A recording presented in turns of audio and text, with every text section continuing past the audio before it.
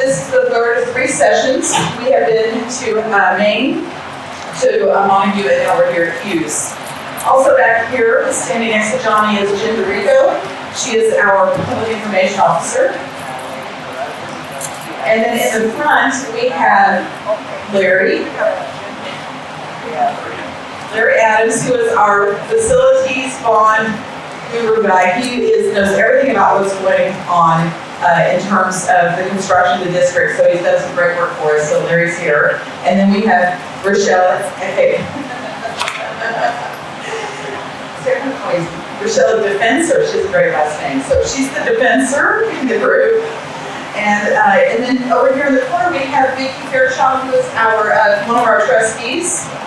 And then we have Andrew Lucian, who is our assistant superintendent. And then we have, for the first time for you, and then we have, back here we have Shelley in the back. So she's one of the new secretaries for one of the Agnews schools. And for the first time for this community, I'd like to introduce our middle school principal, Danelle Sontag, right here. And our elementary school principal, Shanaz Gavania. So we hired both of them in August this year. So the purpose of our meeting this evening is to talk to you a little bit about the construction, the phases of construction, where we are with this construction. The principal's going to share a little bit about the vision. And then Larry and Michelle are going to talk about our challenges that we have right now with the construction. As you know, there's a lot of construction going on in this entire valley. And they want to talk to you about the timelines and some struggles we're having with that, and get your input on what we're going to be doing for the options that we have, given the information you're going to receive. And then we will spend some time getting into groups and discussing what you hear, and then you'll be able to give us some feedback. So we'll have you move into groups at these different chart stands, and I'll explain that in a little bit. The final thing we're going to do is we're going to explain to you how to get involved in the opening of the schools, and then we'll also ask for your feedback on future communications. So in the back, if you've not had an opportunity to sign in, please do that, because we're going to collect your email address, and that way we can ensure that you're in the communication loop. So starting off, I'm going to hand it over to Shanaz, who will talk a little bit about the opening of the new schools. So opening a new school is an exciting opportunity, and Donald and I are really, really looking forward to designing a school that meets the needs of our community. And what you see in front of you is a slide that actually outlines the phases of new school. So it doesn't go linear, we have simplified it because there are things that go on simultaneously. So right now we are intensely involved in phase 1, which is where we are doing school visits. We are doing a lot of research in terms of cutting edge technology and different ways that students can learn. We are scheduled to attend some of the conferences. We are visiting communities. By the way, we are housed at Hughes. We are in Portable 31. So we hang out and we actually see a lot of young kids around passing through, and we stand for the ERG team. So they see these two ladies, weird ladies just looking at them. So we are housed here, which is a great opportunity for us to learn about the Hughes community. And then we have already begun the design process, and Donald will eventually share some initial thoughts with you. And while we are doing that, we are looking for opportunities to collaboratively design the vision. And currently we are working on the name of the school. So you will see a link on the website. Log in and just provide some suggestions, and when there is an opportunity to sign up, also sign up to be part of the team so that you can have some input. When we are ready, when we know exactly how we are going to proceed, then we will start with registration and hiring of the teachers, and then there will be master schedule and different ways to engage the community. And eventually we will prep and we will have student orientation, and we will launch a new school. So I will invite Donald to share some vision framework with you.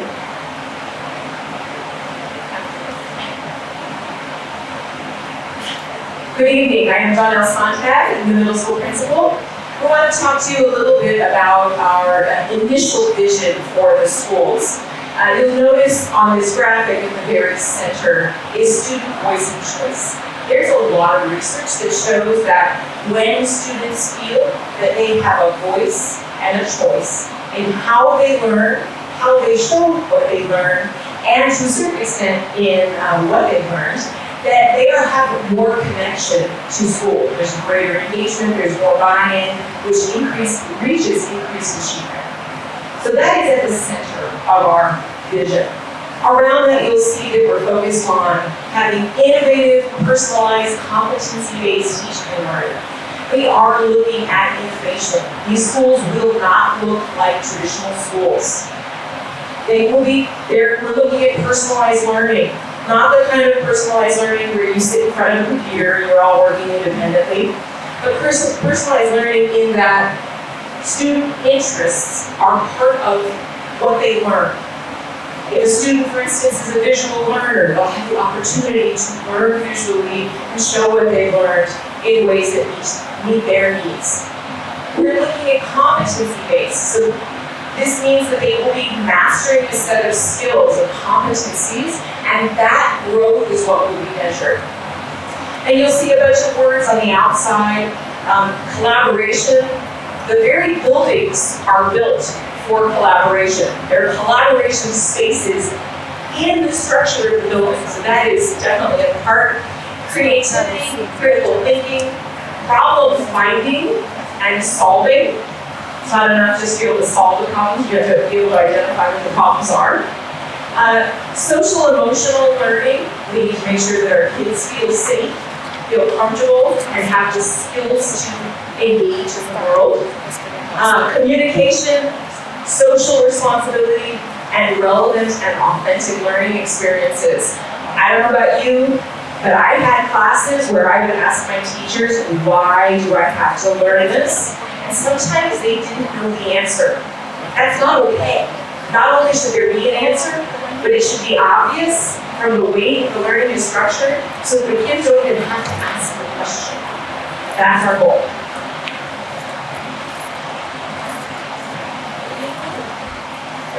I'm going to hand the microphone over to Larry.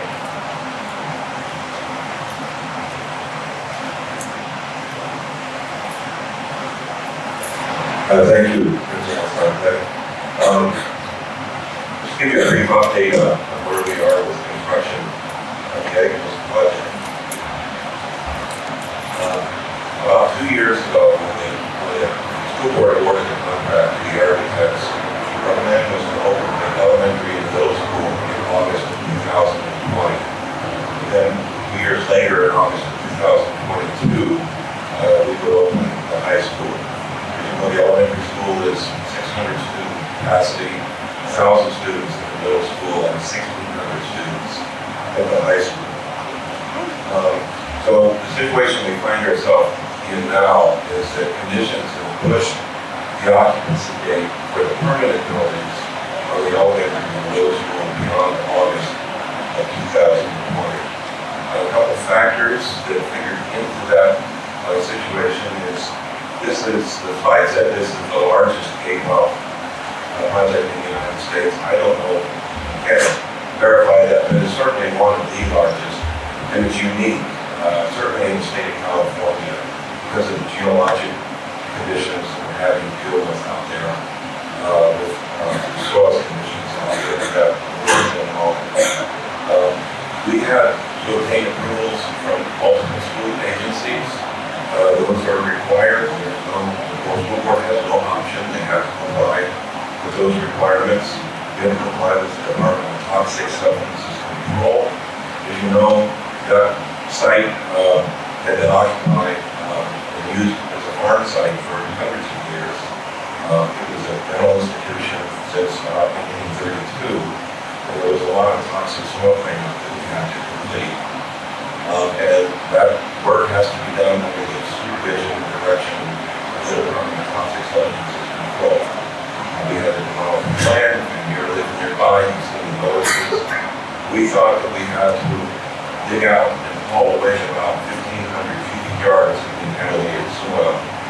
When we thought we'd be done with that about July and August of last year. In the spring of this year, when we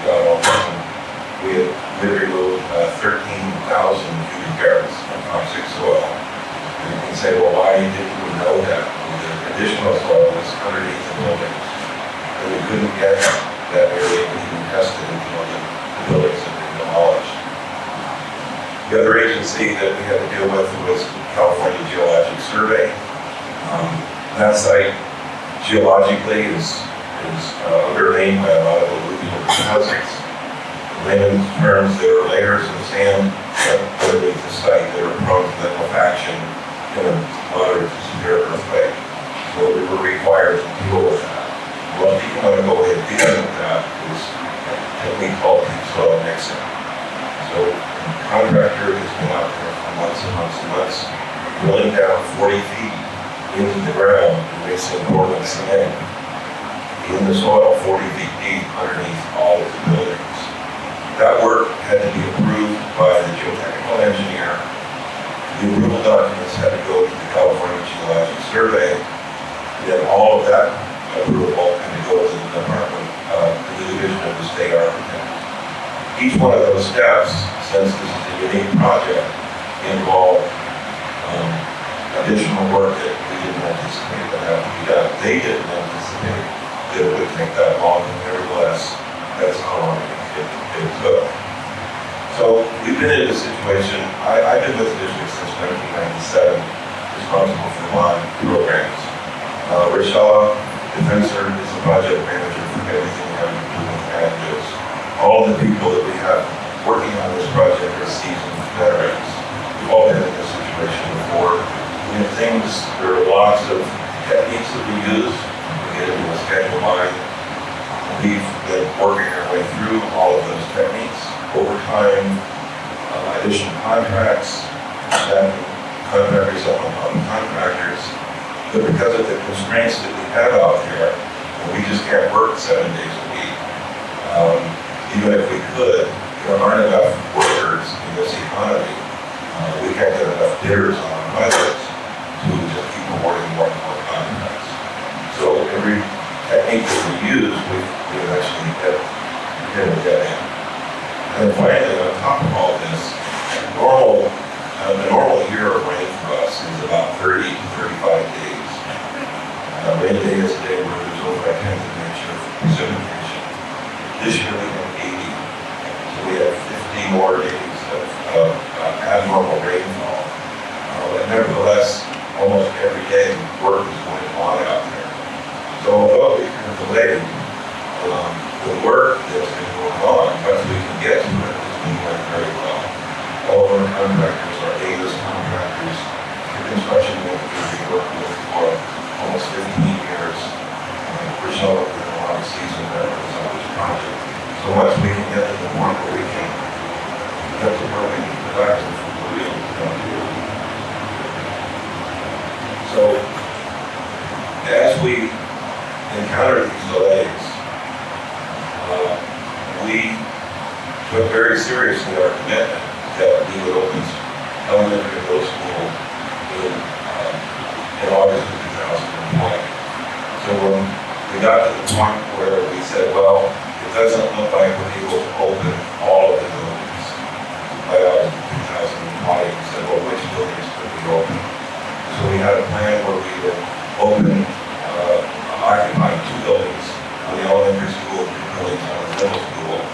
By August of 2020, we reconfigured our schedule, we redeployed our resources, and focused on the 2 buildings.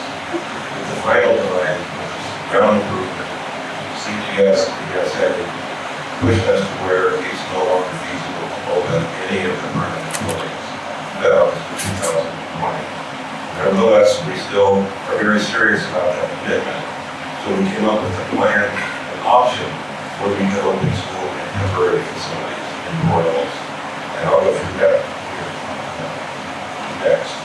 Under best circumstances, under our current situation, we think the best we can do to open the permanent classroom is about the end of September of next year. The earliest, the initial goals, full occupancy, we think with what we know now, to go out in December 2020. That assumes that we don't encounter any other unforeseen conditions, that we don't have another extraordinary weather like we did last year. We have one other big risk factor on have to improve Sanford Road in front of the site. That's almost a half a mile of street frontage. So they will be widening Sanford Road to 2 lanes for the full distance.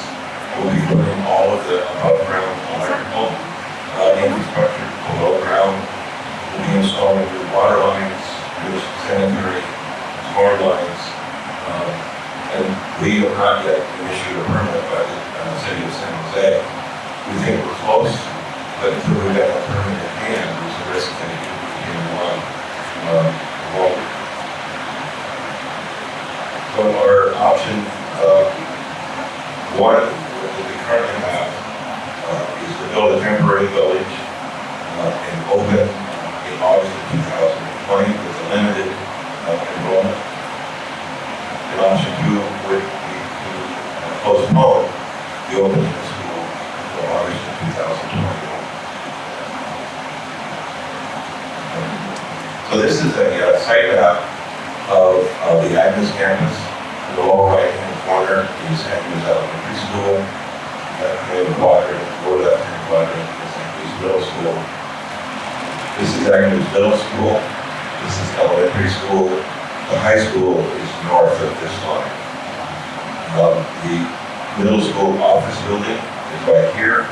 Elementary office is right here. And this is the area that we designated as a temporary campus if we would go with that option. We think we have space for about 33 to 36 portables. The color coding, this is varies from that layout at this point. Elementary is pink, and middle school is green. Okay. What we have to drop off would be in the elementary school parking lot. The primary access to the site would be on Levy Road. Levy comes down and intersects with Cisco Way. We would have an alternate exit out on the Sanford Road. This will be a new driveway that will be on Sanford Road. But the primary traffic would be off of Levy Road. The campus is a little bigger all up of it. The area to the left is the middle school soccer field. And we would build the base, but we would not see that curve. We put that on layer of asphalt. And we installed the portables on top of that. On the right, most hardscape area with basketball courts, we would be installing that in 2 layers. We put that on the first layer, the village on it. When we're done with that, we took that away and we would final permanent layer of asphalt. So option one with the temporary village, but it would have grades 8 to the elementary school and grade 6 in the middle school, and we'd be sharing that area. Portable classrooms up to about 34, and that would be based on the number of students that are actually enrolled. We would have specialty classrooms for 6th grade for math, science, art. We would have a limited STEM capability. We would have space for electives. We have a basic library media center. We have office, administration, marketplace, health and wellness space. We would have space for staff and student restrooms. Food service, it would not be a full kitchen like this, but there would be food service there. There is a shaded eating area, and we'll get the same pick up and drop off into that's it. Before I go on, we've done this many times before. Almost all of our schools at some time over the last 15 years have some kind of temporary facility, so we don't have this work. What the area would not have, restrooms in special education or kindergarten restrooms. So the kindergarten classrooms will be typical for all other elementary grades. We would not have a dedicated extended day program in our classrooms. We would not have permanent play structures. Physical education would have to take place on the existing blacktop area. We would not have a multi-purpose room or a large indoor assembly area. We would not be able to do landscaping. We would not have separate pick-up and drop-off areas between the elementary school and the middle school. So there are some sacrifices in terms of So what would the option one in Grey Village cost? We've done some very detailed cost estimation right now. We're about just over $6 million. That includes setting it up, including all of those temporary facilities, necessary facilities, and then taking it off in the end, repairing. We have it back to where it needs to be. This could only be funded out of Measure H, would be the Measure H 2014 school bond. That funds dedicated to the elementary and middle school. The Measure B bond that passed last November, that's dedicated to the high school. So not able to reach into Measure B until funds for this. So that funding would have to come from contingency reserves that we currently have for the Agnews elementary middle school portion of the campus. Currently, we, for what we know now, it looks like we can make it work. But if something comes up later, we go through those reserves and we're going to have to gear us go back on some type of project facility. It could be structures, furniture, all that kind of thing. The portable classrooms, since it's such a short duration, we have an inventory of portables, but we don't have 35, 36 of them. So we will be leasing portables. And that's just what somebody wants. In the past, anytime we needed a portable, we purchased it. And we used it many times over the years. Long range, long term, we're moving out of that situation. So it only makes sense for these classroom portable buildings. And then we would be finishing up the remainder of the campus while it's being occupied. But these six classrooms will definitely have an effect on the construction for the remainder of the campus. I talked about fewer visual funds for the morning of the campus. And then the other thing is, given where we are with our approval from the city of San Jose on Zanker Road, work on Zanker Road will be going on while this permanent campus is open. Option two, I would like to work with that postponed fall of 2021. The estimated cost is about $500,000 for operational costs. Correct. So that's not part of it. The delay would not create a hardship in current schools, I understand. Current schools have all the core facilities that the temporary facility would lack. We can hedge it against further construction related delays, additional delays, things that we currently are anticipating that push the use of that temporary village for the entire 2021 school year. Currently, the principal and the administrative assistant have been hired. This would be officially opening on fall 2021. It allows more time to really involved in the development of the school community. And schools will be able to be complete and accommodate more students than the initial phase. And by 2021, we're confident that the Center Road will be. All right, so I know this slide is hard to read. It didn't show up like this when we developed the slide. Originally, the intent was in the first year to open the school with kindergarten, first, second grade, and sixth grade. That was the original decision that was made. There were some rules around siblings of third, fourth, and fifth graders, and seventh or eighth graders could stay at their existing middle school or elementary school, and that we would provide transportation for the students through 22-23. And anyway, so those things were in place for this. Now with the delay, we're looking at, well, could we open if we delayed it, open up with the year 2 configuration like this. So you'll see the year 2 line has K1, 2, 3, and 6, 7. And so we're going to propose that if the decision is to delay that we would stay with the grade level configurations that were originally announced and just open up with the additional grade level added to this.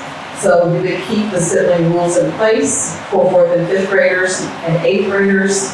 We would provide transportation, and we would allow the seventh graders to remain at their current middle school as part of the grandfathering rule.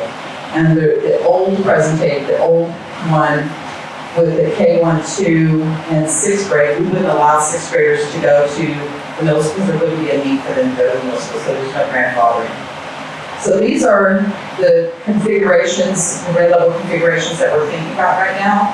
And what we'd like to do is we'd like to hear from you. So we're going to push you into groups. So let me just kind of go over what the two options are. So option 1 was for the district to spend around $6 million to build a temporary village that would house students possibly up to a year on the campus, on the Agnews campus. It could be only 4 months or so, but it could be up to a year. We don't know yet because we don't know about the weather or any other delays. And option 2 was to just step back and say we're going to open it the following year. The cost to the district for the first one was roughly $6 million paid out of bond funds, which come from your property taxes you pay. The cost of delaying would be absorbed in our general fund. It's the cost of the 2 principals and the administrative assistant that we've already hired. So there would be no expenditure of any bond monies by doing the delay. So we have some questions, and we'd like to have you get into groups, and we're going to divide you up. So you'll see we have charts in the front and in the back. So Andrew's going to be over here in this corner, Jen back over there, Andrew's there, Jen's over there, Donnell and Shanalis.